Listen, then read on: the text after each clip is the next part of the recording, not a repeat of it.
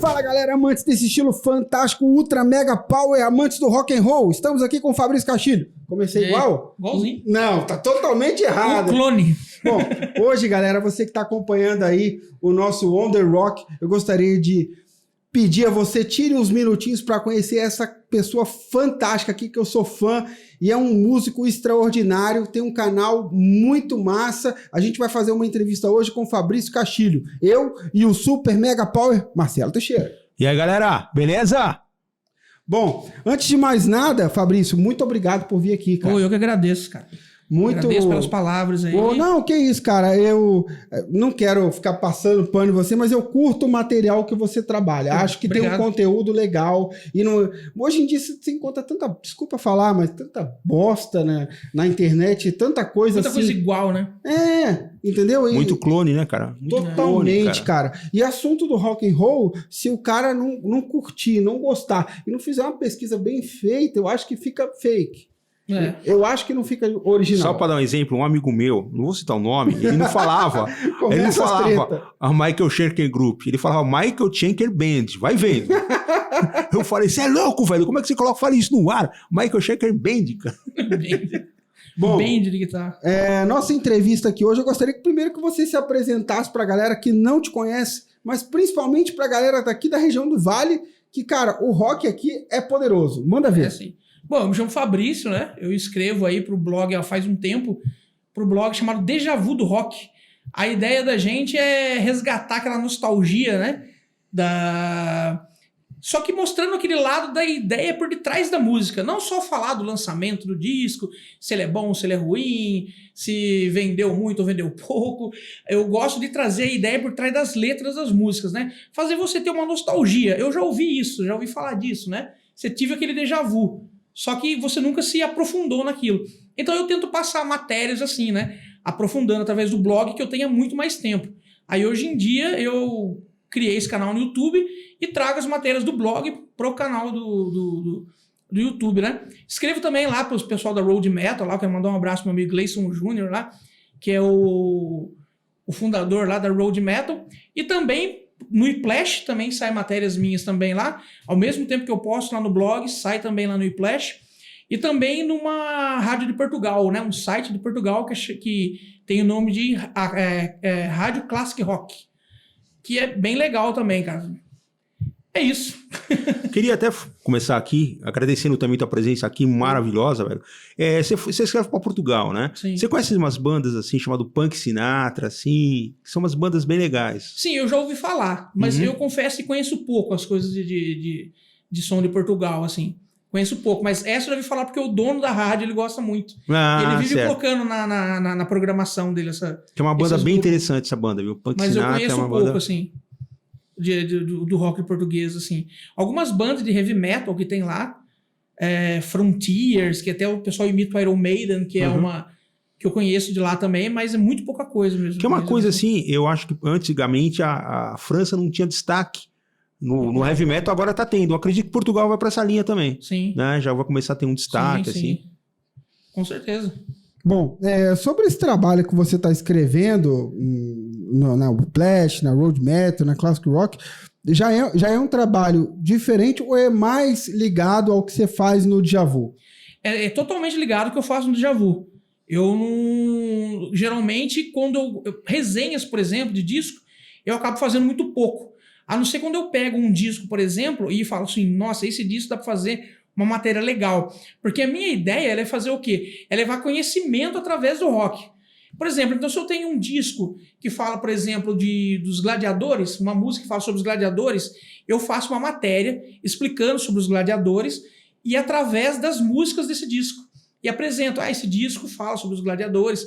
Por exemplo, esses tempos eu fiz uma matéria, um vídeo, tem no canal também, falando sobre Pompeia. E linkei discos de bandas que trazem o Vesúvio como tema, trazem a própria Pompeia, como Pink Floyd, gravou Live Pompeia, lá em Pompeia, né? E conta a história da cidade, né? Que foi envolvido pelo vulcão. O que você acha desse mais trabalho que o rock, é só no rock, cara, que tem esse conteúdo foda. Você também que já escreveu pra uma porrada de lugar, é ou não é foda? O cara tem que ter um embasamento teórico, um conteúdo bacana pra mostrar algo de rock. Não é aquela besteira fútil e inútil. Eu acho que é uma coisa maravilhosa, porque vamos colocar, por exemplo, o Creeping Death. O Creeping Death fala o quê? Da escravidão dos hebreus no Egito. O Creeping Death Metallica. O Creeping Death Sim. Metallica. Daí você tem o Sabaton, que fala da Segunda Guerra Mundial. Os temas deles Ou seja, são o focados. roqueiro, principalmente o escritor, o cara que serve pra blog, revista, ele tem um conteúdo Ele tem um conteúdo ferrado. ferrado. O Bruce Dickinson, um cara formado em história, arqueologia e tal. Então, vamos colocar o Judas Priest também, com o Electric Eye também, que fala sobre o livro 1884 do Orwell. Então, o público de rock é um público super exigente, cara. Super exigente, que ele é muito inteirado. Sim, né? O Bruce Dickinson, inclusive, recentemente eu fiz uma matéria que ele tem um disco que ele fala sobre o William Blake, né? Que é um escritor inglês muito influente, né? E poucas pessoas sabem, né? Mas várias músicas do disco dele estão falando sobre o William Blake. Tem também lá no canal essa matéria. E eu acho legal levar isso para as pessoas, para a música não ficar vazia. Para a música não ser... porque assim, por que muita gente rotula alguns estilos musicais? Porque ele acaba sendo apenas som. E som, aquilo que te agrada... Por exemplo, assim, eu gosto de rock por quê? Por causa da sonoridade do rock. Não, eu gosto de rock pela sonoridade do rock e pela a ideia que ele traz. Tem conteúdo. Aquilo. Isso, exatamente. Tem conteúdo. No princípio do rock and roll, na origem dele, ele surgiu como um estilo de rebeldia que saiu de várias partes. Saiu do blues, saiu da igreja, saiu da música clássica e acabou se transformando, se mutando, né? Avesso a tudo aquilo que ele pensava e acabou criou um estilo. E por muito tempo ele ficou conhecido como rebelde. Sim. Só que hoje em dia, depois de muito tempo da evolução da humanidade também, da globalização principalmente, Sim. Esse sentido de rebeldia acabou se perdendo um pouco. Aí temos dois problemas que acontecem, que é do rock virar mesmice, por isso que muita gente diz que o rock morreu lá nos anos 80 ou nos anos 60, conforme a opinião.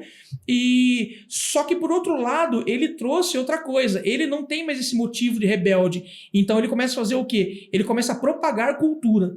Mas eu acho que o punk também teve foi fundamental. Aí, sim, exatamente. O punk deu um tapa na cara daqueles roqueiros que estavam... como é que o próprio Cazuza fala, as festas do Camundé e tal. O punk foi uma ruptura, estagnado. Vou colocar que o trash, o crossover tiveram muita influência punk. Se a gente pegar o Megadeth, pegar o Metallica, eles tiveram o Anthrax, tiveram muita influência punk. E em minha opinião, todos são rock, né? Tudo são rock também, eu coloco tudo isso aí. São estilos que vieram surgindo até criar isso que a gente denomina hoje como rock and roll, né? Então é muito difícil você rotular. É por isso que é importante os rótulos, né? Por exemplo, a punk.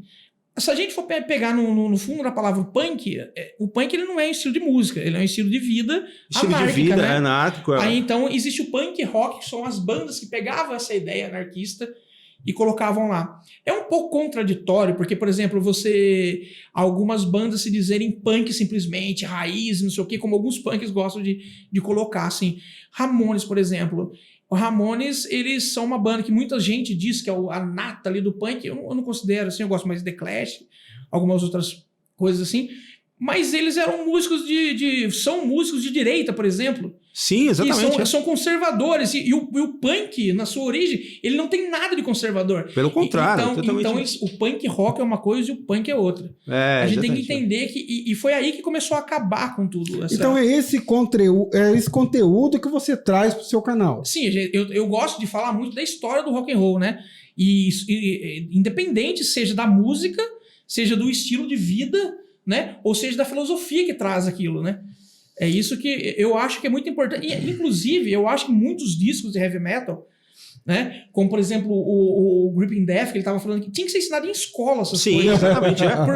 Porque isso tinha que ser ensinado em escola, por quê? Porque é uma forma mais fácil dos alunos assimilarem. Eu faço isso hoje, eu tenho uma matéria. Eu acho engraçado porque eu também concordo. Mas eu fico pensando assim, como é que os pais veriam hoje, com o mundo tão complicado do jeito que está, sendo ensinado rock and roll na escola? Olha, do meu ponto de vista é tranquilo, viu? Porque eu ensino. porque eu tenho uma matéria chamada Letivas que eu dou história através da música. Então, por exemplo, uma coisa que chiaram um pouquinho foi quando eu dei a Stalingrado do Dorsal Atlântica, né? Que falaram que era uma música muito pesada, isso que falaram, os alunos... Região rural, imagina dar numa região rural Stalingrado para eles do Dorsal Atlântica. Dorsal Atlântica é uma das bandas que eu conheço nacional que ele nunca deixou de tratar esse lado cultural. O Carlos Lopes é um cara inteligentíssimo, né? Um militante, inclusive, sim, né? Cara, da causa do metal, tudo assim. E, inclusive, tá gravando um disco novo agora aqui que já conseguiu, né? Ele tava fazendo sobre esse... Tava arrecadando, né? Pra poder gravar o disco novo. Né? Eu acho que isso, crowdfunding. Eu não sei pronunciar direito isso aí. Mas ele conseguiu agora e vai lançar um disco chamado Pandemia. Né, cara? Lançou Canudos já? Lançou Canudos, que é um discaço, um dos melhores discos lançados no ano. Você não vê em lugar nenhum falar disso. Você não vê em loja nenhuma para vender. Só no site da Dorsal Atlântica. Então, quem quer conhecer isso, corre atrás, sabe? Corre atrás. Eu pego um pouco... Eu sempre tenho essa mania assim, o pessoal fala, o som é muito comercial. Eu sempre friso isso, gente. Todo mundo quer ser comercial. Sim. Aquela banda dos true, que não sei o quê, não se mistura, não se vende. Isso é papo furado. Toda banda quer ganhar o dinheiro, quer viver de música. Sou músico, eu também toco, quero viver de música também. Vamos falar sobre isso agora. Deixa eu te interromper. Vamos falar sobre seu trabalho como músico e suas influências. O que é que você tem para dizer aí? Primeiro, vamos começar da forma mais simples. Como é que você começou na música? Nossa, cara, a verdade eu não sei, cara. Minha vida com a música se confunde, assim, porque... Eu comecei a ouvir rock and roll, assim, com 8 anos de idade, cara. 8 anos de idade, eu ia lá, o meu tio ficava ouvindo lá o Dark Side of the Moon. Eu lembro do Europe, eu ouvi o The Final Count, né? Eu ficava impressionado com aquilo. E automaticamente, eu não sei, cara, eu sentia vontade de tocar. Mas eu lembro que a primeira vez que eu falei assim, não, eu quero tocar, quero ser músico, foi quando eu comecei a escrever. Eu escrevia poemas quando era criança, na escola, assim...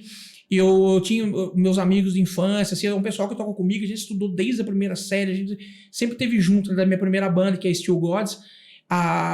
E a gente, enquanto a molecada gostava de jogar bola e ficar correndo atrás dos outros, na coisa, a gente ficava trocando fitinha cassete de som. E nesse mesmo tempo que dava vontade de tocar, você viu um cara com violão e falou, pô, queria tocar aquele som. E foi assim. Foi assim, um dia eu cheguei, pai, quero ter um violão, meu pai, vou comprar pra você. O pai é assim, quer aprender a tocar? Então vamos ver.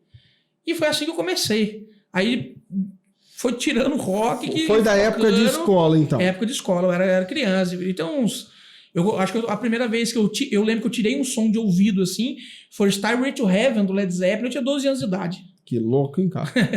Eu lembro disso. Depois, como é que você se encontra assim na música como músico? Fala, não, eu vou viver disso, eu vou fazer isso das bandas que você tocou e toca. Quando eu comecei a tocar, eu nunca pensei em viver de música. Na verdade, viver de música no Brasil é complicado e olha, para não falar utopia. Pior que é mesmo. Mas quando eu montei esse Steel Gods, foi realmente para expressar aquilo que eu escrevia. Aquelas letras que eu escrevia e gostava de falar dos filósofos, de Platão e por aí vai, nas letras das músicas, né? Então juntamos nossos amigos, aquela coisa de bem banda de garagem e montamos a Steel Gods, né? Tá tocando até hoje? Até hoje a gente tem a banda, né, cara? É complicado, né? A gente já chegou a tocar muito. A Steel Gods, eu costumo falar que ela se formou de verdade em 1999, né? Ó, pra você ver quanto tempo a gente que já tinha a primeira música composta, a gente sempre trabalhou com música própria, nunca cover, né? E a gente chegou a gravar esse CD aqui. Ó, né? Que top! Deixa eu mostrar pra galera. Que é uma demo, né? A gente, aqui no caso, é lógico que a gente faz tudo por conta própria, né? Então a gente chegou a gravar isso aqui, o The First Demo Album, né? Que foi o primeiro, a gente gravou isso aí, acho que em 2000. Capa legal, hein, meu? Capa bem legal. Esse disco é uma crítica às religiões. Legal. As religiões organizadas, assim. Aqueles cristãos que fazem arminha, essas coisas. Essas coisas, bem, típico São isso. São 5 músicas. São 5 músicas, é uma demo, né? Esse foi o primeiro registro que a gente gravou com o Steel Gods. Depois de um tempo... E qual é o estilo? Heavy metal tradicional. Heavy metal tradicional. E a gente influência de Judas, Iron, assim? Judas, Iron Maiden, Wasp, que eu gosto muito, assim, Saxon, Savatage, bandas que eu gosto muito, a gente gosta muito, assim. E o Steel Gods, a gente tocou por muitos anos, com muito tempo tocando, abrimos show de várias bandas. Chegamos a abrir show do Jesse Scott Soto. Legal, hein, cara? E a banda onde vocês abriram onde esse show? Em Curitiba. Num lugar que chamava Ópera 1. Acho que existe ainda, né? Não tenho certeza, mas existe. Mas teve muito show já nessa Ópera 1. Sim, lá teve Glen Hills, na mesma época, assim, a gente tocou. Só que depois, por alguns problemas pessoais, porque assim, a Steel Gods, quero mandar um abraço para meus amigos da Steel Gods, eu considero muito mais que banda, a gente é tudo irmão. E quando um não pôde mais tocar na banda, por problemas pessoais, a gente acabou com a banda. A gente ficou ensaiando, tudo e ficou parado. Só que nesse tempo eu fui compondo um projeto, eu e o guitarrista da banda, o Elton, a gente foi compondo um disco conceitual que a gente está querendo finalizar agora, depois de vários anos, né? Que é chamado Litzak, né? É um conto, um disco conceitual, vai contar uma história inteira. Eu pretendo gravar o Litzak 2 discos, um em inglês e um em português, que eu acho muito legal, eu gosto muito de rock cantado em português. Então eu quero fazer o mesmo álbum em inglês e o mesmo álbum em português, e vou lançar junto com o conto, né? Um livro com o conto do Litzak. Né? Então já tem quase tudo pronto, falta uma música para terminar, assim, mas já tá e o resto é compor e tentar arrumar um vocalista, que a gente acabou ficando sem vocalista ultimamente, cara. Né? Eu cheguei a cantar algum tempo na banda, só que nessa gravação do Litzak, eu acabei um dia me perdendo lá, fiquei sem voz. Até hoje eu tô um pouco rouco ainda. Então eu falei, seguinte, meu negócio é baixo. Não sei se aconteceu com você, vamos dizer que eu cantava e tocava até 1990, de 88 a 90, alguma coisa assim. E quando você tá tocando, parece que tua voz some. Parece. Não sei se parece que você tá só cantando, beleza. Agora você começa a tocar, parece que a voz some. Tem casos que é gênio, que nem o Dave Mustaine, que toca coisa complexa e canta, eu não consigo. O cara do Def também, o Chuck Skudai, né?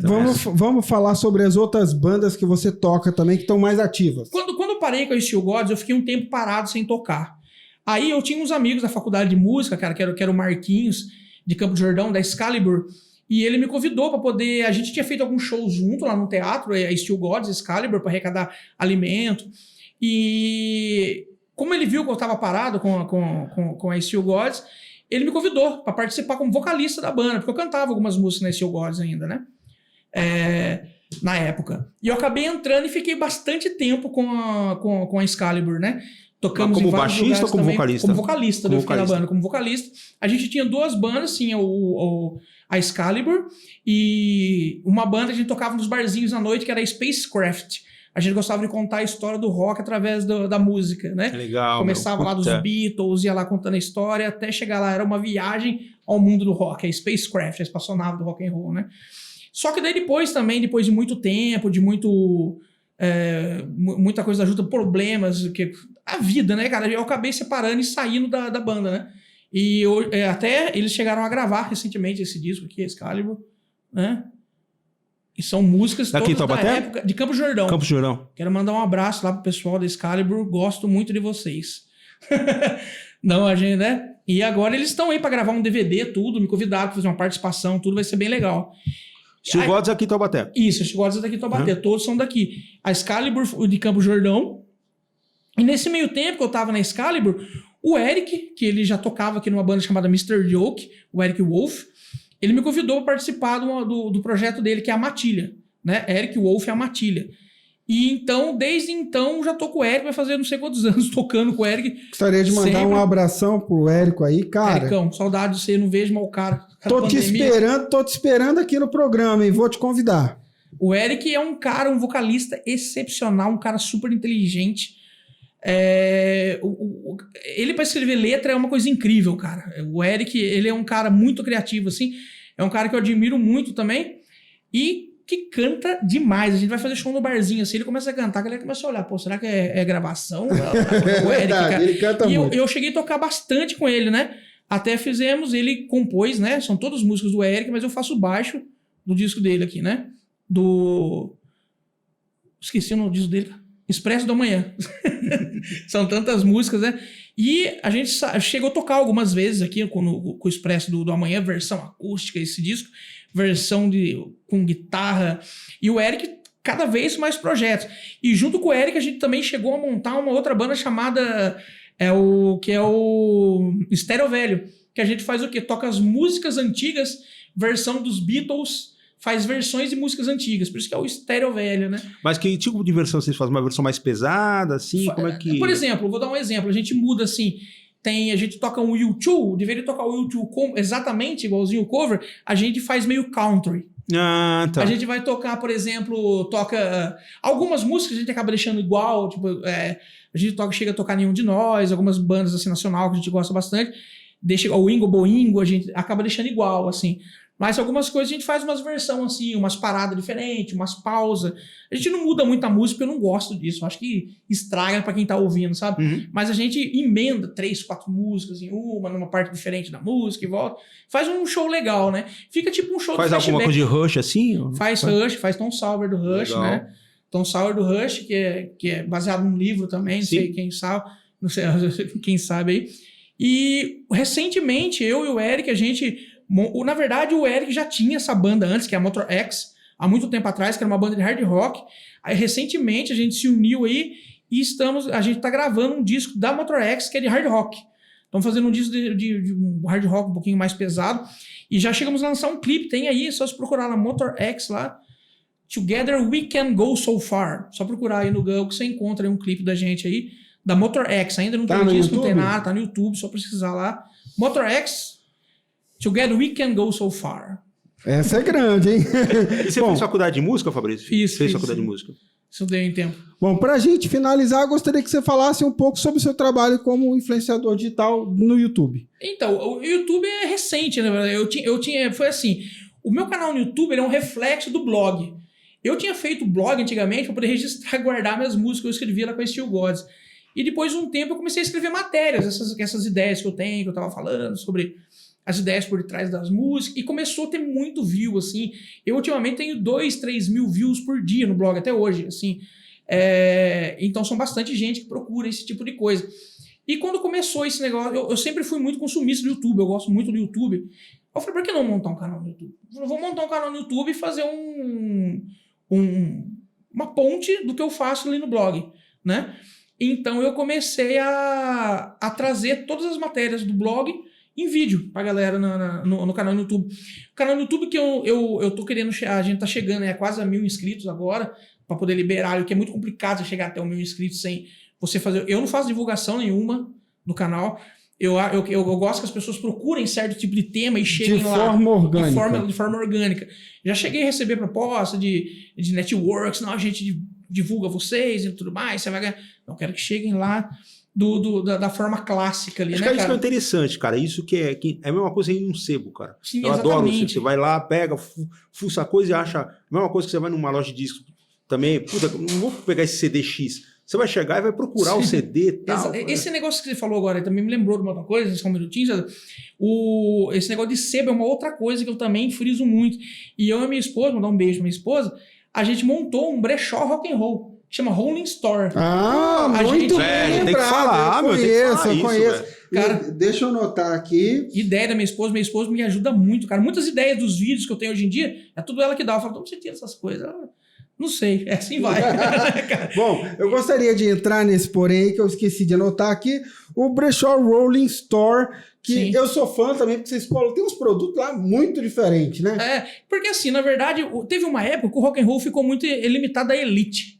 Sim. Você vai pagar show, é caríssimo, tudo é caríssimo, você quer ouvir um CD, não tem. Então o que eu faço? Sabe o que a gente faz? A gente sempre.